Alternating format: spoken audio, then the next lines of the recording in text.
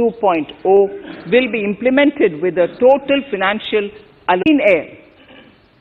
To tackle the burgeoning problem of air pollution, using fuel-efficient, environment-friendly vehicles, thereby PE of only 94,452 crores, and it marks an increase of 137%. The details of the same are at Annexure 1 of the speech. Honorable Speaker, I now move to the second pillar, physical and financial capital and infrastructure. Atmanirbhar Bharat, production-linked incentive schemes are things which I would like to place an emphasis. For a $5 trillion economy, our manufacturing sector has to grow in double digits on a sustained basis. Our manufacturing companies need to become an integral part of global supply chains, possess core competence and cutting-edge technology. To achieve all of the above, PLI schemes to create manufacturing global champions for an Atmanirbhar Bharat have been announced for 13 sectors.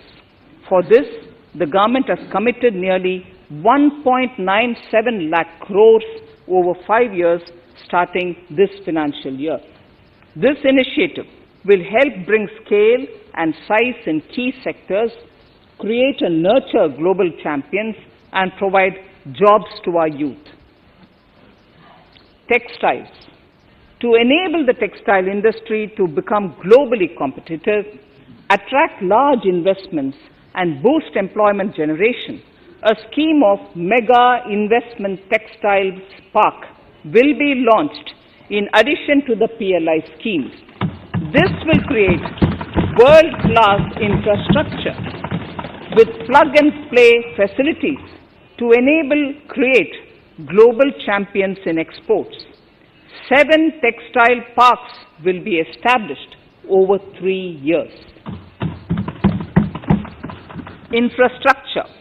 The National Infrastructure Pipeline, which I announced in December 2019, is the first of its kind.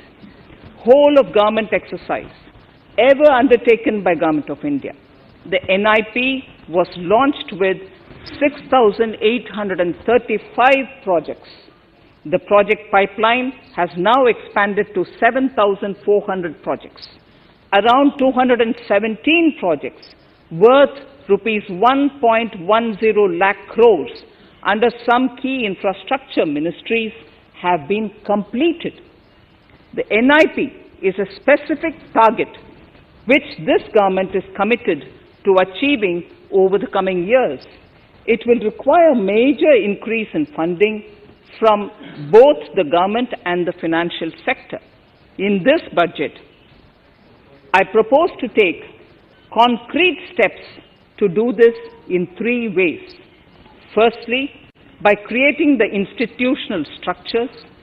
Secondly, by a big thrust on monetizing assets. And thirdly, by enhancing the share of capital expenditure in central and state budgets. Infrastructure needs long-term debt financing. A professionally managed development financial institution is necessary to act as a provider, enabler, and catalyst for infrastructure financing. Accordingly, I shall introduce a bill to set up a development financial institution. I have provided a sum of 20,000 crore rupees to capitalize this institution. The ambition is to have a lending portfolio of at least 5 lakh crores for this DFI within 3 years' time. Debt financing of InvITs and REITs by foreign portfolio investors will be enabled by making suitable amendments in the relevant legislations.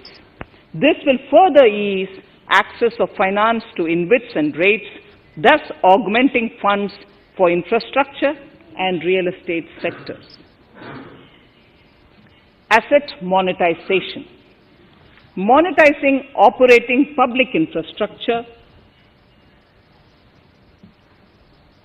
Monetizing operating public infrastructure assets is a very important financing option for new infrastructure construction. A national monetization pipeline of potential brownfield infrastructure assets will be launched. An asset monetization dashboard will also be created for tracking the progress and to provide visibility to investors.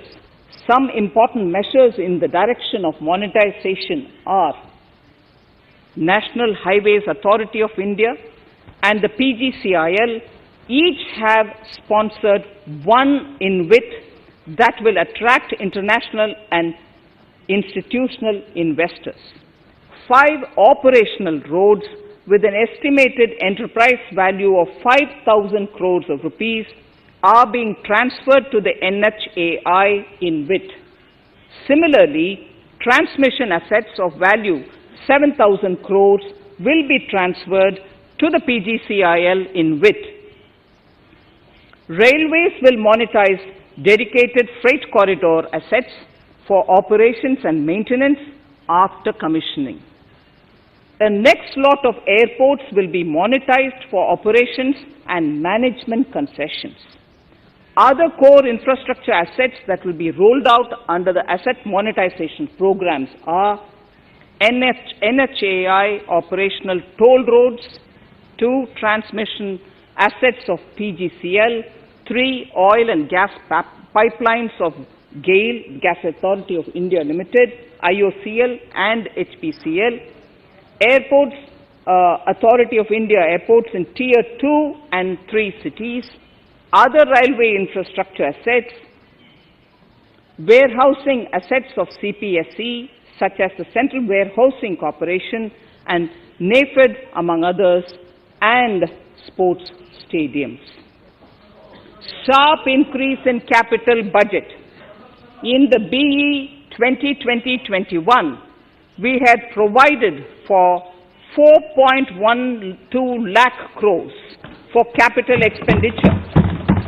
It was our effort that in spite of resource crunch, we should spend more on capital, and we are likely to end this year at around 4.39 lakh crores, which I have provided in the RE of 2020-2021.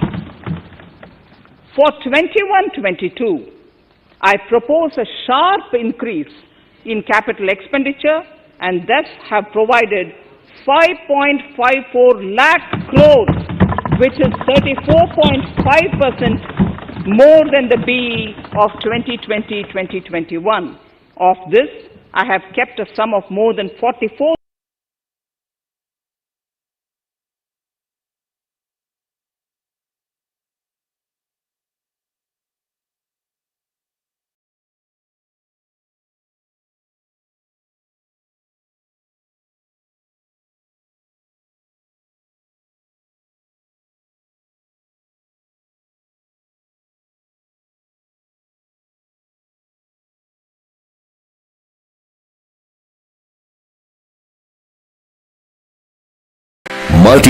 के जमाने में multitasking technology के साथ best internet solution UCN broadband, high speed broadband, speed up to 1 Gbps,